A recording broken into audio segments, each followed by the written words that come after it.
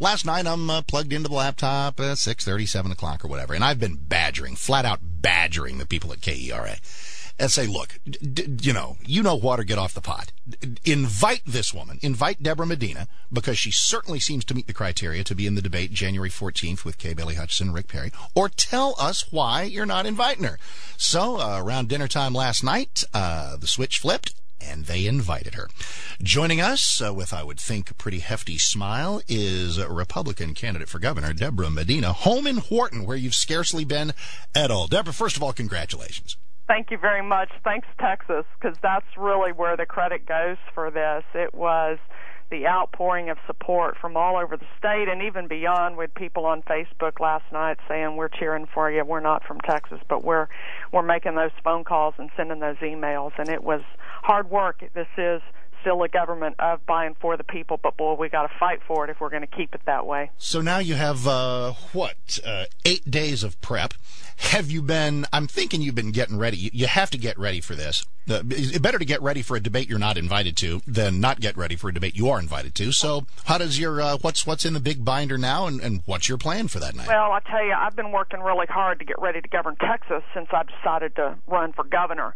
And so a lot of what I expect we'll talk about on that debate stage is those ideas that we've already been talking about, that I've been studying for months. I continue to spend every waking moment. I was flying on Southwest yesterday up to the Metroplex area. I was in Louisville last night, and a lady next to me as we were getting off said, boy, you're working hard. I said, yes, ma'am, I am. I'm running for governor. She was from Missouri, and we engaged in a delightful conversation. I think that that's the commitment I've made to Texans.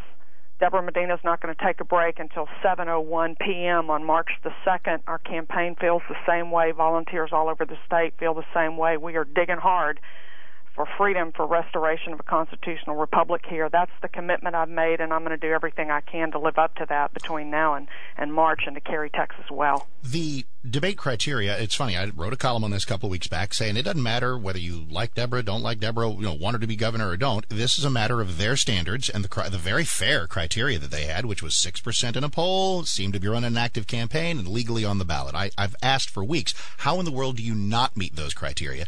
Did you feel that it was just a matter of time and they would come around to welcoming you, or were you bracing for the possibility of being excluded and then maybe using that to your advantage? We were, I think those around me who have been in the political circles fighting these battles for years were pretty convinced we were not going to get the invitation.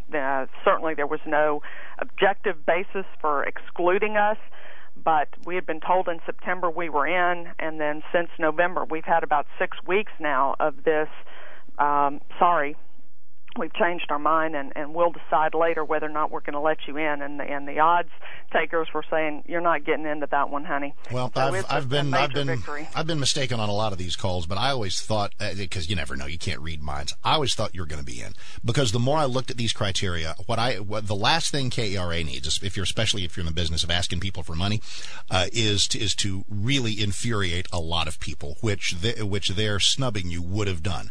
But because there were the criteria, on what basis could they have even remotely done it? But moot point, because they haven't done it, they have invited you. Now, you've got a job here, and it is to chip away at either the Governor Perry base or the Senator Hutchison base, or both. Do you feel that your presence on that debate stage whom do you take more from? I got to leave that question, I guess, to the strategist. I am really focused on governing Texas and doing the things for Texas that we can do to restore that constitutional republic that creates the best foundation for freedom and prosperity. We've drifted so far from that, I bet Madison and Jefferson and others wouldn't recognize our country today from what they dreamed about. Those are the ideas that I'm championing, and I think Kay and Rick are singing the song, but they've forgotten the meaning. And it's pretty clear that they're not fighting for Texas. I think it's going to be clear. I'm going to do my best to make it clear to everybody that Debra Medina is fighting for those ideas. They are popular. They are right. They are good for Texas, and they'll be great for the country. Let's get back to them. Then give me, because this is the job. I mean, because you have a lot of fans, but the job, and you know it, is to flip people from being Perry voters or Hutchison voters to being Debra Medina voters. Give me a short paragraph for each person. In what way does Kay not quote unquote fight for Texas. In what way does the governor, quote, not fight for Texas? Kay is so wrapped up in Washington's paternalistic governing, the growing of that big government, the nationalizing of our country, rather than the proper balance between a sovereign state and a limited federal government, that she doesn't have the ideas and the solutions. She can't see, I think, beyond that mix. The governor is here. He should have been able, he's had 9 years to secure private property, and instead it's facing more threats today than it ever has through the improper use of eminent domain and through a very high property tax. We must eliminate property tax in Texas, fund government, as you and I have talked about before, fund the essential elements of government with a broader-based sales tax in Texas, restrict eminent domain to its proper use for public use definition, not public good definition, which Kelo, the Supreme Court decision, did. We've got to deliver on the promise of and the recognition that the role of government is to ensure justice. That means our laws are applied. Private property is respected, especially along the Texas border. We welcome you're tired, you're hungry, you're poor through the legal ports of entry in Texas, Mexico, others who are invading our state. We're serving notice. That border is going to be secure. All traffic will come through the legal ports. Texas will deploy her military forces to assist her local county sheriffs. We will step up legal prosecutorial efforts. Those who are visiting in our state who commit a crime will be invited to leave very expediently. You will not be allowed to stay in Texas. Come here, follow the law, and enjoy the freedom and prosperity that we do. But if you aren't following the law, we will remove you from our state expeditiously. We are going to deliver on better education in Texas, recognizing that it is competition that will provide the greatest opportunity for our children. Forced competition in the public education, they will excel in ways only dreamed of. Those things the governor has forgotten about. They're all promises that he's made. He's had 9 years.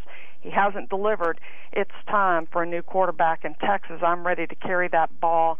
I'm excited about it. Texans are excited about it. The spark's been lit. The fire's burning. We're taking this to victory. And you're on that debate stage in 8 days at UNT, and we may talk between now and then. In fact, I'd like to. Heck, everybody's welcome around here in this race. We're having a very interesting time of all of it, and it just got more interesting with the decision of KERA to welcome you. Congratulations on that, and thank you. It's always great to talk to you, and thank you again, Mark. Safety and health and success on the campaign trail. Thank you, sir. You betcha. That is Debra Medina. That's a happy woman. How do the Perry and Hutchison campaigns feel about this?